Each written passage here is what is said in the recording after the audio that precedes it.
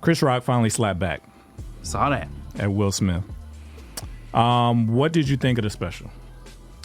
I'm not really a big Chris Rock fan, right? So his voice is irritating to me. Interesting. Yeah, his voice is irritating. You have a problem with voices. You know what? For him, he pulls it.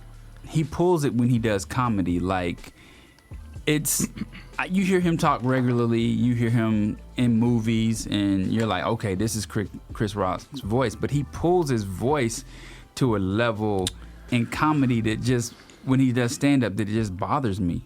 I think he was nervous.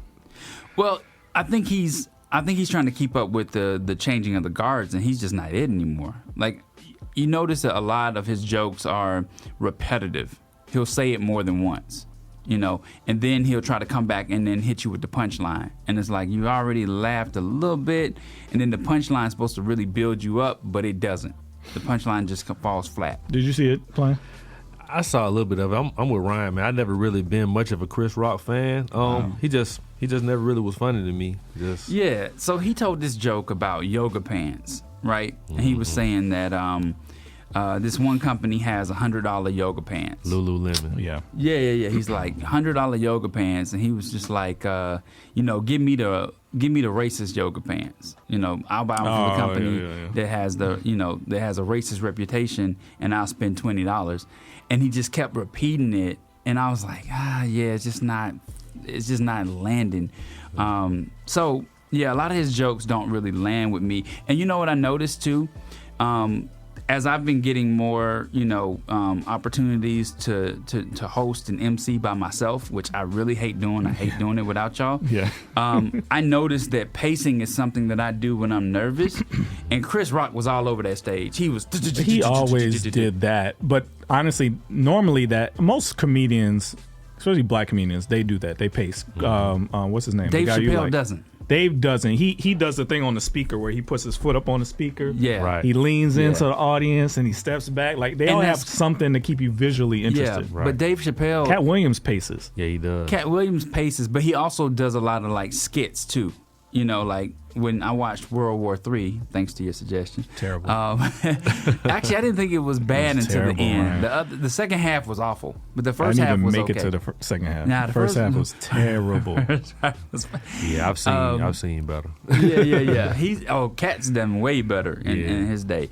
But the pacing back and forth, he'll be like, Joe Biden's walking out like this, and then he'll pace and do that. He'll show you, but Chris Rock's just kind of like going back and forth on the stage, like almost to the point where he's trying to remember what he needs to say next. Well, that's what I'm saying. I think he was nervous. He had done that set several times throughout the year to practice it and get it right.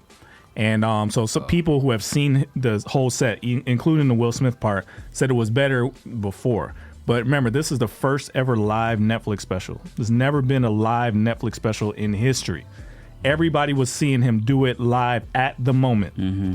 That's a lot of pressure. It's a lot of pressure. And I could see in his face, first of all, it's never been done before. Second of all, you're talking about something that was embarrassing for you. You don't know how people are going to take your reaction, because I honestly didn't know how he was going to come. Yeah. I was shocked that he came so vicious back, because to me, my impression of him was, it's okay, don't worry about it, we've grown. That's what I thought. That's the angle I thought he was going to take. Maybe make fun of it a little bit, but overall be kind of like, it's okay. He was not okay. Yeah. He was mad. I did not know he was that mad. Yeah, I think the thing is that whenever you have somebody around you that's stirring the pot, like, did you see Tony Rock's stand up? Oh. I think you got your brothers like sitting around you. Well, first of all, it's definitely gonna hit harder. Like, if you and Jeremiah told me I should be mad about something, I'd be like, yeah, maybe. I'll talk to my wife and see what I really need to feel. And then, but it's different when your brothers who you grew up wrestling with and fighting and having arguments with and going back and forth tell you you're being soft or say you didn't handle this right. Then the pressure's there for you to be like, I got to go hard because not. And I think Chris Rock is probably a lot like me. Like, he's probably thinking, we all run in the same circles. We're all comedians, and there's people that are supporting Will through this. There's people that are supporting me through this, and I want to keep friendships intact, right? Yeah. And if I go way to the left, which my brothers want me to do, then I'm gonna be, supporting what they want. Like, this is the anger they feel, this is the aggression that they want me to have. But if I go to this right side and I'm with the comedians and I'm with the status quo and what's politically correct, then I'm gonna look certain way on the left. So I think he was kind of like, I was trying to stay in the middle, but let me just go to this left and make my brothers and everybody else who wants me to be angry about this satisfied. It's a tough spot to be in, man. You know, in the black community, like, your brother's gonna do that. Like, you go to school, you get beat up, you better go back and fight. Well, you're gonna have to fight me. Like, that's just the mentality. So you see your brother get slapped, you know what I'm saying, on national TV like that. Your natural reaction is, man, defend yourself. Don't let this go down. Like, did you see Tony Rock stand up? No, I didn't see it. Because Tony Rock was like, we gonna put hands on you when we see you. Like, he was real aggressive, real violent in his stand up. Like, there's so many Rock brothers, and you're not gonna see it coming. Watch your back. Like, he was like that. See, stuff like that I don't really take seriously, because, like, if it was real beef, you're not gonna announce it. No way. You know what I'm saying? Like, I ain't gonna tell you I'm finna do it. You know, so. I just feel like he tried to take the moment for himself to try to capitalize and probably try to build off of it. They're not going to touch that, man, you know. But at the end of the day, I feel like it was an embarrassing moment. It was a tough spot to be in. Like, do you go, like you said, to the I'm tough, I'm going to get revenge side, or do you just be kind of passive? Nah, and I don't think Tony Rock ever would have actually gone to a physical place with him, because he and Will worked on the same show. Yeah. They got a relationship too. It's not like, oh, you know, that's your friend from your side of the block, and I don't know how he is personally, but they did a whole, like, that show was on for a couple of seasons, right? All that was it? What's the name of that show with Lisa Ray and Dwayne Martin? No idea. Remember that show? I think I remember. Tony Rock was the best friend. Will and Jada were the executive directors of that show. Oh, okay. Yeah, I remember the Dwayne Martin show. Yeah, I forgot the name of it. I know you're talking about them. So they had a relationship where they worked together on a daily basis. So I don't think Tony Rock would have ever gotten violent with him either. I don't know if that means they work together on a daily. Executive producers aren't always around, so it don't mean that they were together. They have a relationship of some sort, and so I don't think they would have actually gotten to the point where Jeremiah they would have said it was called All of Us. All of Us. There you go. Blessing Report said All of Us. Yeah. So I don't think they would have gotten to a point where they would have actually physically fought, but it was almost like every single one of them, even Tony Rock and even Chris Rock, knew that they were going to make a lot of money off of this because people wanted to hear what they had to say. You know, the week that the slap happened, Chris Rock went on a tour maybe a couple of weeks later, and they said his tour went from $5 million to $37 million in revenue because of that slap. Because people were like, "Oh, I got to tune in, I got to buy tickets to hear what he's going to say about this." So. Right. But what do you think? What do you think about what he said about Will and Jada specifically? Do you think he went too far? Do you think it was funny? What do you think about it? What did he say? I didn't even get to that part. Oh man. Okay, let's see some highlights. We were gonna play clips, but you know, YouTube be tripping. So he essentially was like, first of all, he blamed Jada. He said Jada started it when they did the whole like Oscar so white thing, and she was trying to say that Chris should have boycotted as well, and he was like, no, it's because he didn't win for concussion. That's why he kind of messed that joke up. But he said it's because Will didn't win for concussion. She wanted me to quit my job. And then she criticized him for not quitting hosting the Oscars. So he was like, she started this. I'm just responding to it. And the jokes I told about them were like innocent jokes. I wasn't going at him crazy. So he feels like she's the one that kind of started all this. So he kind of went at her a little bit hard. Some people are upset because everybody's like, Jay didn't do anything. So he's getting flack on that. He also said that he likes watching Emancipation to see Will get whipped. What else did he say? I can't remember all the jokes, but he laid into him for about 10 minutes, and I could tell that's when he was the most nervous. Like, he looked like, I gotta get these jokes right, I gotta get it off, to see him mess up that joke and realize it, like, that must have been like panicky feeling in his chest, like, man, I've been doing this all year and I can't get this right. But I think that was the best part of the special, is the most funny he sounded. I don't hate Chris Rock like y'all. Y'all seem to hate Chris Rock. I over the years, I thought Chris Rock was pretty funny. Not like super funny, but like he was in the middle of the pack of those guys, right? This is the worst special I've seen. Period. From him. Or just period? I've seen worse. Your boy was worse. So that World War III, that was terrible. The beginning of it was funny. It was horrible. But he had a strong 10 minutes. When he got to 10 minutes was good. when he got to the 10 minutes about Will and Jada, that was back to what I remember him doing, being funny. So I think for that part, he did a good job. What do you think about his last mic drop moment? The reason he didn't fight back on stage was because he was raised by parents, and they said, don't fight in front of white people. That was his last boom, drop the mic joke. Do you agree with that? There's some... If somebody walked up on stage and slapped you playing while you were doing a concert, what you doing? You a Christian, too. You got to factor that in. I'm a Christian. I mean, the natural reaction you're going to say, I know I would not have fought back right then on that stage like that, but after we go to commercial break, you know what I'm saying, and we in the back, like, you got to see me, you know what I'm saying? I ain't going to make a scene on TV, but you got to see me in the back by the refreshments, you know what I'm saying? Like, I'm going to need an explanation. No, it's on site at that point, you know what I'm saying? But on TV, that's trap theology, though. On that level, I ain't going to be like, just do a brawl, because to a certain degree what his parents are saying is, like, they already have a preconceived notion about who we are as black people. So, like, we don't want to be ignorant on the world stage like this and pretty much confirm every stereotype they have of us. So, yeah, I'm not going to fight in front of everybody like that. It seemed ignorant to say, but that's the reality of it. We kind of get judged. I've been seeing a lot of people push back on that whole notion that we have to watch how we act in front of white people. That's true, though. Is that right? Yeah, it's not right, but it's real. It's not right, but there you go. It's right, but it's real. It's necessary. I went to, for most of my childhood, I went to all white Christian churches. I mean, Christian schools, excuse me. And I was one of a handful of blacks, right? And my parents, they really let me know, they were like, you can't be the troublemaker. You can't be the person that gets in trouble, right? You can't be the person that they isolate and Is you going to hold back your whole race? Is that? No, I mean, they were just saying it would make it harder for me, right? Because I started off that way. I was so bad as a kid. And I never even knew where it came from, honestly. It just kind of like one day it just clicked and I stopped. But it was just, they were saying that you can't be the kid that gets sent to the principal's office all the time. You can't be the kid that gets called on all the time because it's going to follow you. I wonder if other people that aren't black realize that that's like a constant thing in our heads. Like, I remember, growing up, my mom would be talking to us, man, get in the room, hello, how are you? Like, you got to put on that voice to make sure you fit in. And that's like a constant like performance that we're always trying to perform. And I'm like, I understand the pushback to it. It's like, why we got to act like this for them?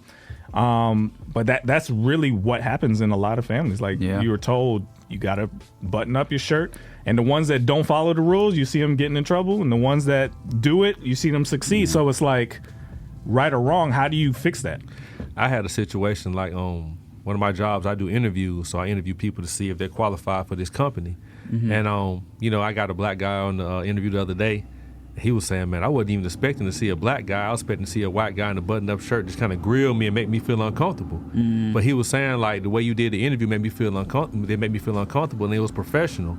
So it's like he's already in his mind, okay, if it's a white guy on the other side of this screen, I got to put on the voice. I got to act professional. I got to play the game pretty much. But when he saw me, it was like, I still got to be professional, but I don't have to be so uncomfortable. Like, he gets where I'm from. He gets my understanding. So it is what it is, man. It's just like, if you want to make it certain places, like we've all done it, if we're honest, we've all played the game. We've all, like, if you're going in for a job interview, you're not going to talk on the job interview the same way you're going to talk on this show. You know what I'm saying? Like, it's just the reality of it, whether it's necessary or not. We just feel like, hey, you white folks over here, man, shoot, let me go ahead and just, hey, how you doing today? My name is James. You know what I'm saying? Like, I don't want that to be the reason why I don't get paid. You feel me? So I'm gonna do what I got to do until I can do what I want to do. For me, that wouldn't even have crossed my mind, the black-white thing. If I was up there, it would be 100% me as a Christian. How is God gonna feel about how I react? Well, how are other Christians gonna feel about how I react? How are people who are not Christian? I think in that term, But for him, that was the biggest world stage, right? That's the biggest world stage, the Oscars. And so for him, he had to come off of that as, two black guys don't get into a fight on national TV and keep it going. He was smart. But the reason is because in your mind you believe that they're gonna say, there they go again. Yep. Yeah, that's exactly. They go to black guys doing what black guys do. To be honest with you, when I saw it and I realized that it wasn't a skit, because like you say, when we saw it, we all thought it was a skit. So when I saw Twitter blowing up about it and I turned it on and I was like, oh, that was a skit, right? But then when it turned out to be a skit, I was embarrassed. It was clear when he started yelling. When he cursed, I was embarrassed, and I was like, dang. See, that was that moment already. We got to be on the biggest stage and have one of you the feel most secondhand embarrassment. The secondhand embarrassment because he's also a clean rapper. It's like that's the best clean of us. actor. The top of the food chain. What are you talking about? Yeah. That's kind of. It is kind of sad that that's how we approach the world. That we always got to be like, oh, how's this gonna look in front of them? Yeah. I don't think that should be the case. I do think as a Christian you should be concerned about how you come off. But not in a performance type way, but just in a checking of your heart type way. Like if I reacted badly, it's not, oh, let me pretend not to act like that. It's let me go back and find out why I reacted that way and see if God could clean that out. That's absolutely. But it should never be like you're performing in front of a group of people to get them to like you. Yeah, I don't like that. And we've had to make those decisions throughout the years for our show. There's been groups of people who said you have to do this on your show in order for it to be on our network. And we were like, nah, can't do that. Like that's not comfortable. You get to a certain space where you're comfortable in your own skin and you're content in what you're doing. You don't got to play the game. It's like certain people, like for me, I'm not really out here trying to make advancement in certain areas, so I can be myself. I can wear what I want to wear. I can do what I want to do. Yeah. But for folks who are trying to advance in certain areas, they feel like they're just part of it or whatnot. Yeah. You know, but I feel what you're saying. Like, far as a believer, you definitely got to check how you respond. I'm just being 100. Like, me feeling the burn from my face getting slapped. Like, you know what I'm saying? At the commercial break in the back or at the after party, the Holy Spirit gonna be there. Like, James, calm down. But the flesh might get me that day, bro. You know what I'm saying? Because the hardest thing to overcome, I think, is. You can't let nobody punk you. I think that's. I think almost every Christian or not. I think the worst feeling is this person embarrassed me, and they're making me look like a punk in front of. That's the hardest thing to let go. Yeah, because you like they just gonna be laughing at me for the rest of my life. No, we gonna have to deal with this. Like that. That's such a strong urge. And what's the right answer? So let me share a vulnerable example because I actually was just praying about this morning. I don't know why God brought this back to my attention this morning, but it was in my prayer. So I actually was in a situation. I was praying for my kids on my drive, and my wife and my kids.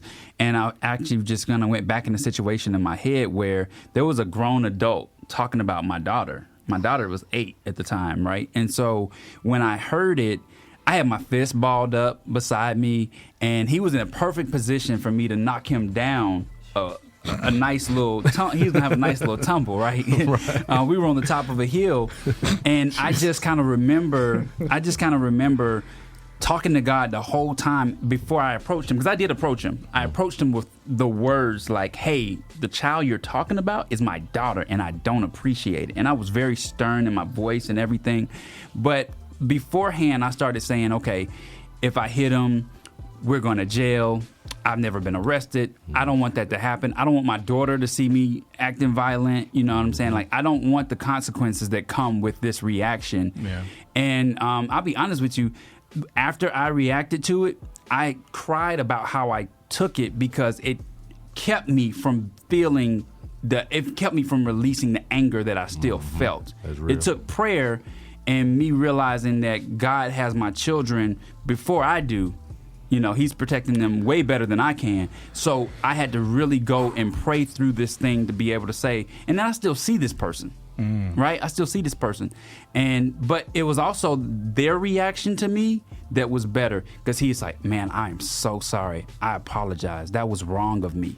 If he had been like, what you gonna do about it? It would have probably been more escalation. But the fact that he was apologetic to me made me feel like the Holy Spirit was making this situation right before I got a chance to even do it. Yeah, I'm gonna be honest with you. When I get into situations like that, my fear is that when I get emotional like that and something matters to me that much, I feel like that it coming up in here, you got getting tight. I'm afraid I'm gonna sound like I'm gonna start crying. Yeah, bro. Not anger, Well, but that's like, how it was. I was. You said what? Oh my God. Boy.